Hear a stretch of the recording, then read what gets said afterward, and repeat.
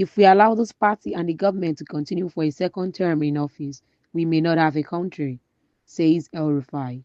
Former Kaduna State Governor Nasir El-Rufai is of the opinion that if the ruling party, APC, is allowed to remain in office come 2027, Nigerians may not have a country they can call their own.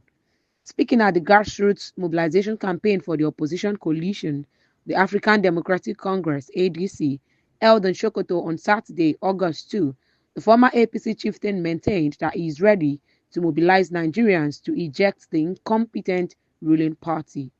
"I'm not in politics to get anything for myself. I'm in politics to serve," he said.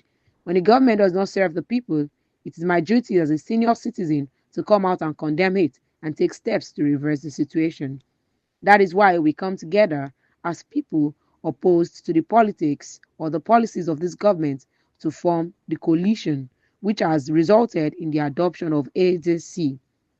I believe that if we allow this party and the government to continue for a second term in office, what remains of Nigeria's social capital will be destroyed, and we may not have a country at all. This is a fight for our lives," he said. Thank you for listening to Flip TV News. Do enjoy the rest of your day. Do not judge me by your standards. Peter Obi replies Soludo after the governor subbed him for promising to do just one term if elected president. Peter Obi has replied Anambra State Governor Charles Soludo, who asked for a mental evaluation for any politician who promises to do only one term when sworn into office. While speaking at a campaign ground in the state on Saturday, August 2, Soludo described any politician making such a promise as one taking the electorate as a fool. "How can anybody with brain? You think you're talking to fools? You come to people and say I will do only one term. Any politician who said that must be sent to a psychiatric home because the person must have some mental problems," he said. His comment came weeks after Obi said he would honor any coalition agreement that requires him to serve a single term and hand over power to the North in 2031, emphasizing that character and integrity mean more to him than holding office.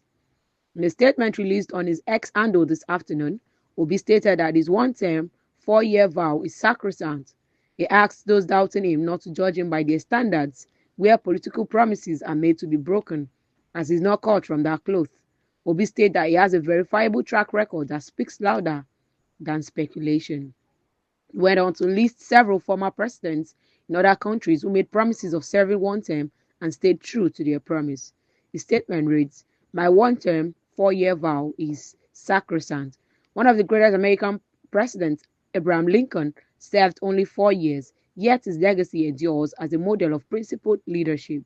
Another iconic figure, John F. Kennedy, did not even complete a full term, yet his vision and ideals continue to inspire generations.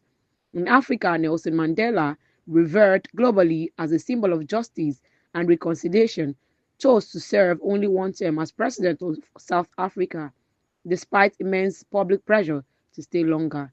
His decision was a deliberate act of leadership, a statement that power must serve the people, not themselves. Indeed, history shows that the longer many African leaders remain in power, the more likely they are to be corrupted by it. Longevity in office is not a mark of success.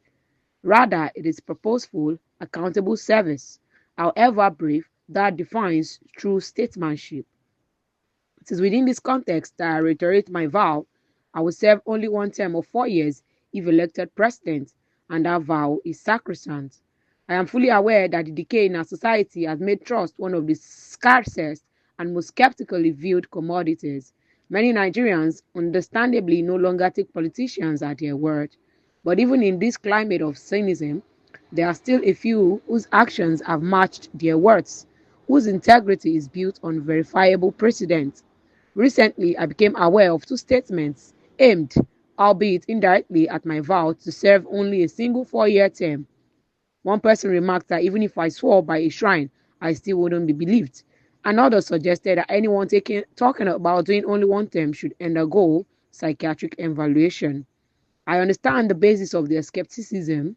They are judging me by their own standards, where political promises are made to be broken, but they forget or perhaps choose to ignore that Peter Obi is not cut from that cloth. I have a verifiable track record that speaks louder than speculation. Thank you for listening to Flip TV News. Do enjoy the rest of your day.